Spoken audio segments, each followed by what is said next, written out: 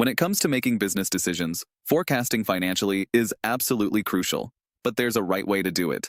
In this video, I'm going to show you exactly how I forecast my business decisions financially and why it's been the game changer that's allowed me to stay ahead of the curve. Now, most people think that forecasting is all about crunching numbers and making guesses, but it's far more than that. It's about understanding the big picture and diving deep into what's actually driving your business. The first thing I always do when forecasting is take a hard look at the trends, both within my business and in the broader market. Whether it's through Google Trends, analyzing consumer behavior shifts, or looking at industry reports, I gather as much data as I can. This gives me a strong foundation and allows me to anticipate where things are going. And let me tell you, predicting trends can make or break a business. If you're not looking ahead, you're already falling behind. Now, here's where most entrepreneurs miss the mark. They forecast based on the past. Sure, historical data is important, but the game is changing fast, and if you're stuck in your old patterns, you won't see new opportunities when they arise. That's why I always make sure to balance my forecasts with a healthy dose of intuition. What's going on in the world right now? What do I feel the consumer is moving towards?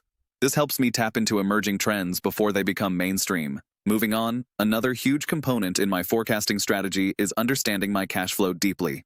This isn't just about knowing how much money is coming in or going out.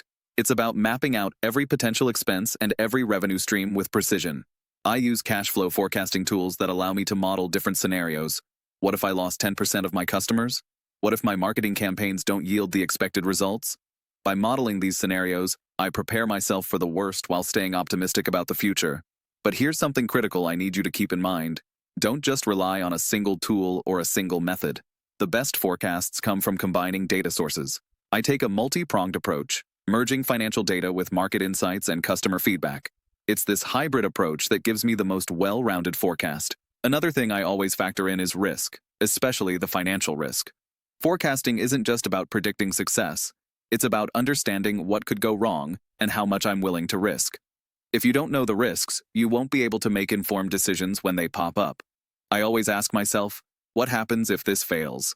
Having a backup plan and understanding the worst-case scenario has kept me grounded in many situations. Here's the key point, and I want you to stick around for this. What I learned through trial and error is that forecasts shouldn't just be numbers, they should be actionable insights. You can gather all the data in the world, but if you don't know how to turn that data into decisions, you're just wasting your time. Every forecast needs to answer one question: what action do I take next? Now, as a bonus tip, one that has saved my business more than once, after all the numbers are in place, I always make sure to check my emotional state before making a decision. Sometimes forecasts can trigger fear, excitement, or even overconfidence. And while those feelings are important, you need to make sure they don't cloud your judgment. If you found this valuable, subscribe for more content that focuses on real, actionable advice without the hidden agendas like affiliate commissions. I'm not incentivized to push you towards any one tool or software. I'm just here to help you make smarter, more informed business decisions.